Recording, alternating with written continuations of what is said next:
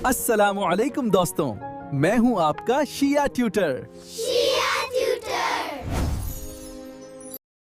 बच्चों, क्या आपने कभी सोचा है कि हर मुल्क का झंडा अलग क्यों होता है और हमारे तिरंगे झंडे में ये 3 रंग क्यों हैं?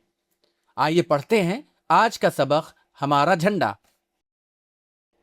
बिस्मिल्लाहिर्रहमानिर्रहीम। चौथा सबक हमारा झंडा। हर मुल्क का एक झंडा होता है। झंडा मुल्क का निशान होता है।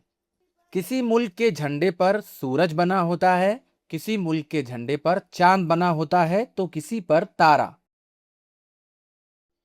ईरान का झंडा तिरंगा है, जिसके बीच में अल्लाह लिखा है। हमारा झंडा भी तिरंगा है। उसमें 3 रंग की पट्टियां होती हैं। एक गेरुआ, एक सफेद और एक हरी पट्टी होती है। हमारे झंडे के बीच में चक्र बना होता है।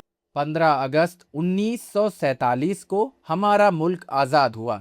तब से हमारा तिरंगा झंडा बड़ी शान से लहराकर मुल्क की इज्जत का ऐलान कर रहा है। अब हम इस सबक की मश्क यानी एक्सरसाइज करेंगे। सबसे पहले हम अल्फाज के मानी जानेंगे। निशान, पहचान, आज़ाद, जो गुलाम ना हो। तिरंगा, 3 रंगों वाला।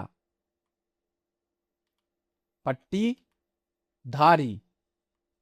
चक्र, पहिया या गोल निशान। इज्जत, वकार।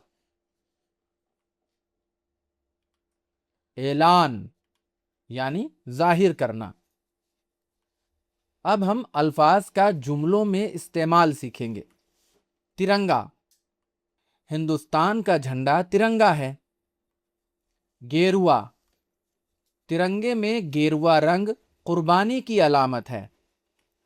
निशान, हर मुल्क का एक कौमी निशान होता है। इज्जत, हमें माँ बाप की इज्जत करना चाहिए। आज का सबक यहीं पर मुकम्मल होता है। इंशाअल्लाह फिर हाजिर होंगे एक नए सबक के साथ। तब तक देखते रहिए शिया ट्यूटर। अगर आपने हमारे चैनल को सब्सक्राइब नहीं किया है तो चैनल को ज़रूर सब्सक्राइब करें। वीडियो को लाइक और शेयर करना ना भूलें।